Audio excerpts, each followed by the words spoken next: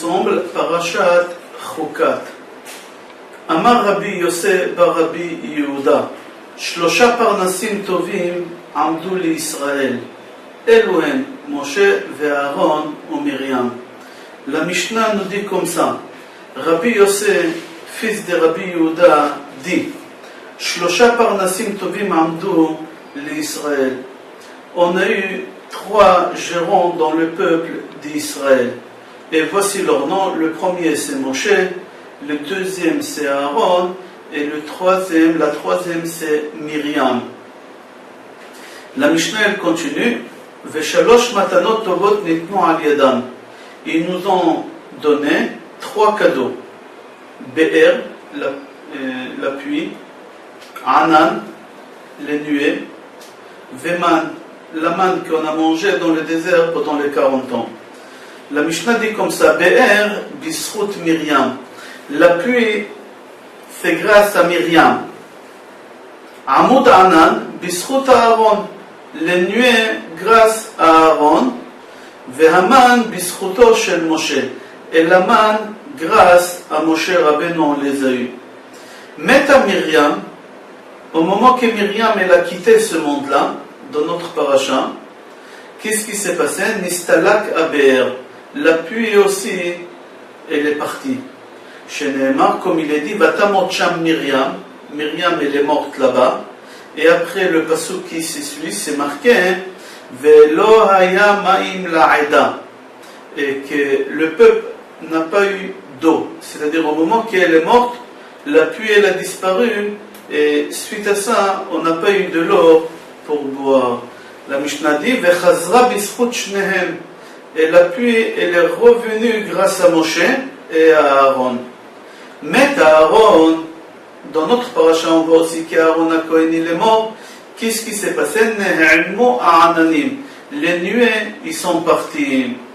Vechazru bischuto shel Moshe. Et les nuées, ils sont revenus grâce à Moshe Rabbeinu. C'est-à-dire à la fin, grâce à Moshe Rabbeinu, on a eu la pluie et aussi on a eu les nuées. La question qu'on se pose, à quel moment de la création du monde Dieu il a créé la pluie de Myriam? La Mishnah, Avot, Maxime de nos pères, elle répond et elle dit comme ça: Asarat varim nivreu be'erev Shabbat ben hashmashot. 10 choses, Akadosh Baruch Hu il a créé vendredi avant la rentrée des Shabbat. À la fin qu'il a fini de créer le monde entier, quelques minutes avant Shabbat, Akadosh Baruch Hu il a créé 10 choses. Ve'eluen. Et voici les 10 choses qu'Akadosh Baruch Hu il a créées. Pi haaretz, pi habe'er, pi haaton, hakeshet, haman, hamate, hashamir, achtav, hamichtav ve'aluchot. Si vous remarquez, la Mishnah elle commence pi haaretz, pi habe'er ou pi haaton, pi.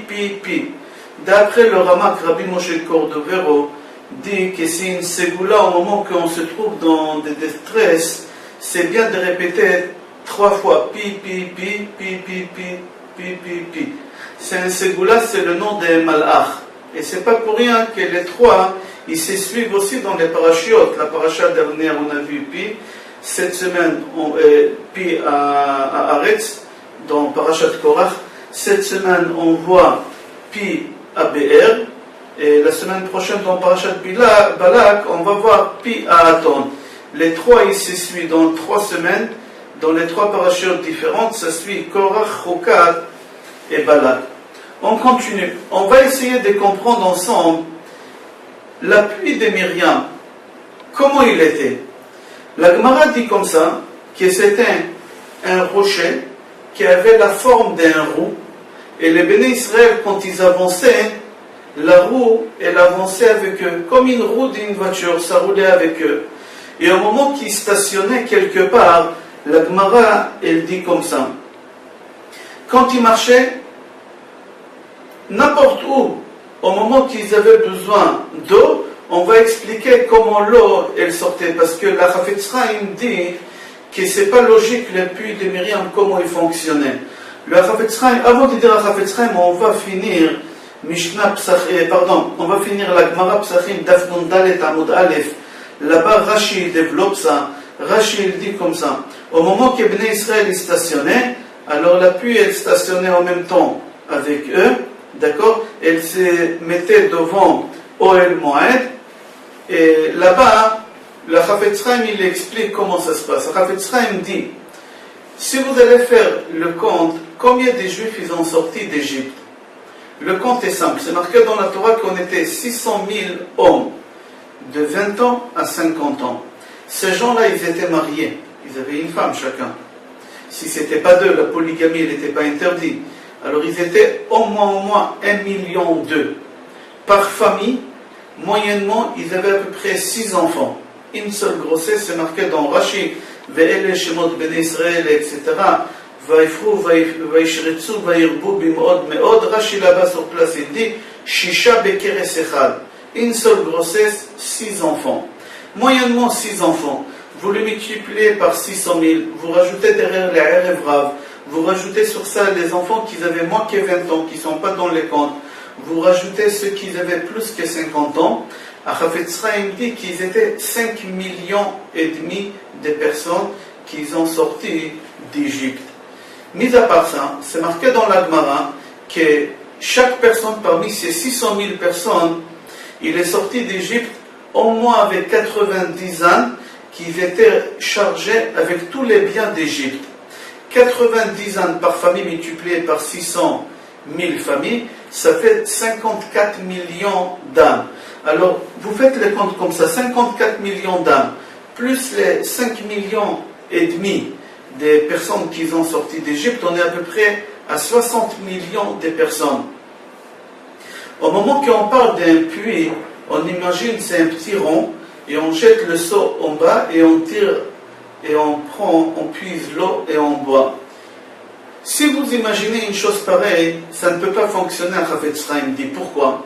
Chafetz Chaim dit que, moyennement, chacun il fallait qu'il boit une demi-minute d'eau. Le temps qui se sert, le temps qu'il boit, une demi-minute.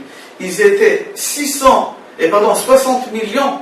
Alors chacun, il pouvait boire à peu près, moyennement, tous les 55 ans, une fois, il pouvait boire d'eau.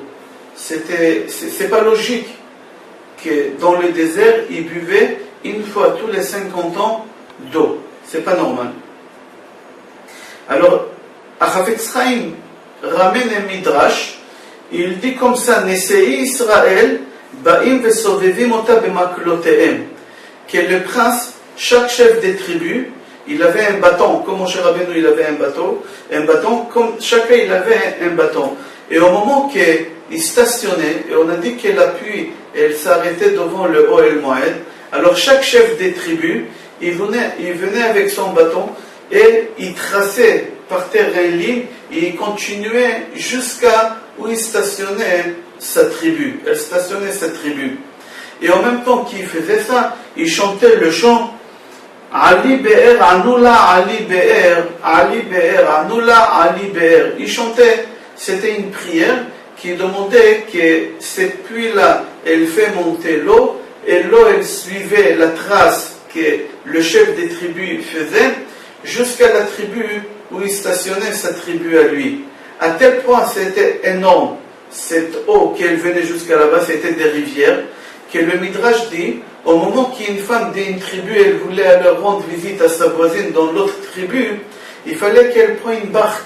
Comme ça, le Midrash dit, il fallait qu'elle prenne une barque pour traverser.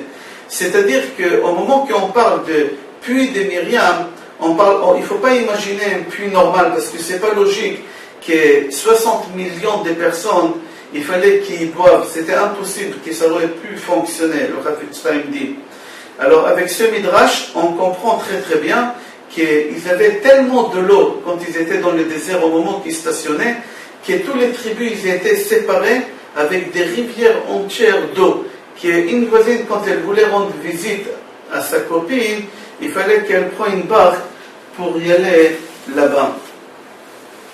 Amar Rabbi Chia bar Abba, je continue la Gemara. Rabbi Chia, fils de Abba, dit tout celui qui monte le Hara Yishimon, c'est un mont qui se trouve à Tibériade, Aujourd'hui, c'est à peu près où il y a la tombe de Rabbi Meir Baalanes, c'est juste là-bas. C'est lui qui monte dans Hara Shimon, Veroe Kemin Kebarak Tana Beyam Tveria, il voit un cercle dans le Kinneret, dans la mer de Tibériade, il appelle ça. D'auteur, on peut voir ça. Alors, lui, il dit comme ça, Rabbi Chia bar Abba dit, Zoi Be'era Shel Miriam. C'est cela, l'appui de Myriam. C'est-à-dire quoi? Que Rabbi Chia bar Abba dit qu'au moment qu'Akadosh Baruch Hu, il a retiré cette pluie-là, la pluie elle est revenue grâce à Aaron et à Moshe. Mais au moment que Moshe il est mort, tout est parti, même la pluie. Et cette pluie-là, elle se trouve où aujourd'hui? Et il dit dans la Kinneret, à Tibériade là-bas, dans cette mer-là, au centre, si vous voyez d'auteur, vous allez voir un cercle. J'ai fait des recherches sur Google Maps et j'ai vu qu'il y a, vous pouvez marquer sur Google, puits de Myriam, Kinneret, et vous allez voir qu'il y a un cercle et on voit bien le puits de Myriam. Il y a un Shulchan Aruch, Siman Resh Tzadik Tet, Saïf Aleph, qui dit là-bas, Maran Bet Yosef in Halacha, un peu qu'on n'a pas l'habitude de voir dans Maran. Il dit comme ça qu'il y a une coutume dans certaines communautés de boire de l'eau à la sortie de Shabbat. C'est-à-dire chacun il prend un verre d'eau dans le robinet et il boit de cette eau-là. Pourquoi? Le Maran dit Shekayemet Emuna, qu'il y a plusieurs croyances dans plusieurs communautés juives, que le puits de Myriam, il se trouve chaque samedi soir dans des réserves d'eau. Et c'est possible que tu auras cette chance, au moment que tu ouvres cette robinet samedi soir, que tu auras de l'eau du puits de Myriam. Et c'est lui qui boit de l'eau du puits de Myriam, ça guérit de toutes les maladies. Et suite à ça, les Juifs ne tombaient pas malades pendant les 40 ans. C'est-à-dire quand ils mangeaient, ils n'avaient pas besoin de dégager. Pourquoi? Parce qu'avec l'eau de Myriam, qui ça bénissait le corps, alors il dit c'est possible qu'aujourd'hui il peut tomber sur cette eau-là. Et Maran Mefourash, clairement il écrit que dans certaines croyances, dans certaines communautés, ils ont cette coutume de boire de l'eau de robinet samedi soir à la sortie des Shabbat. Il est connu Rabbi Chaim Vital, Maharacho. Rabbi Chaim Vital, c'était un des plus grands élèves de Harizal, le Hari Akadosh. Rabbi Chaim Vital raconte dans ses livres qu'un jour, le Harizal il a pris une barque, il est rentré dans la Kinneret, dans cette mer qui se trouve à Tibériade, et il a pris avec lui Rabbi Chaim Vital, Maharacho, son élève, qu'il avait du mal à comprendre le cours de Harizal, et le Harizal il a pris un verre d'eau, il s'est servi de Kinneret et il a dit à Maharacho, Rabbi Chaim Vital, de boire cette eau-là. Et Maharacho il a bu cette eau, et à partir du moment qu'il a bu cette eau-là, il commençait à comprendre tous les sodotes, tous les secrets de la Torah. Et Rabbi Chaim Vital dit que d'après lui, l'eau qu'il lui a donné le Harizal boire dans la Kinneret, c'était l'eau des puits de Myriam à Nevia, cette puits qu'on a bu dans le désert pendant 40 ans. On pose la question, pourquoi tellement il y a des ségoulots, tellement on voit des miracles avec cette puits, la pluie de Myriam? Alors on répond pour la simple raison qu'elle a fait des chesed, qu'elle s'est conduite avec patience avec son frère Moshe, avec tous les juifs. Mais on prend un exemple, on dit qu'au moment que la mère de Moshe, elle a pas pu le garder à la maison parce qu'elle a accouché au 6e mois. Et c'est marqué Batatzpine ou Shlosha Yerachim. Elle a pu le garder à la maison pendant 3 mois, 7e, 8e et 9e, parce que les Égyptiens, ils venaient vérifier est-ce que la femme elle a accouché au 9e mois. Et elle n'a pas pu le garder à la maison jusqu'au 9e mois parce que les Égyptiens ils vont venir. Alors la maman elle a pris Moshe et elle l'a caché dans le Nil. Myriam, sa sœur, elle n'a pas voulu laisser son frère comme ça. Elle voulait le protéger, elle voulait savoir qu'est-ce qui va se passer. Elle est restée là-bas, le Midrash dit, 3 heures. Jusqu'à ce que la fille des parents elle est venue et elle a pris Moshe, elle a essayé de lui donner du lait non kasher. Et Moshe Rabbeinu il n'a pas voulu, alors Myriam elle est partie voir la fille des parents et elle lui a dit, s'il ne boit pas, je sais pourquoi. Je vais aller lui chercher une femme des Hébreux. Lui il va boire de lait des Hébreux. Elle est partie chercher sa propre mère et elle lui a donné, elle a allaité Moshe Rabbeinu.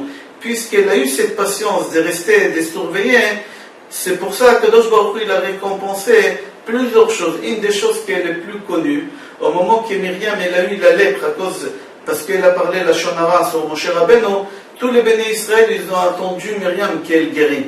Parce qu'elle aussi, elle a attendu Moshe.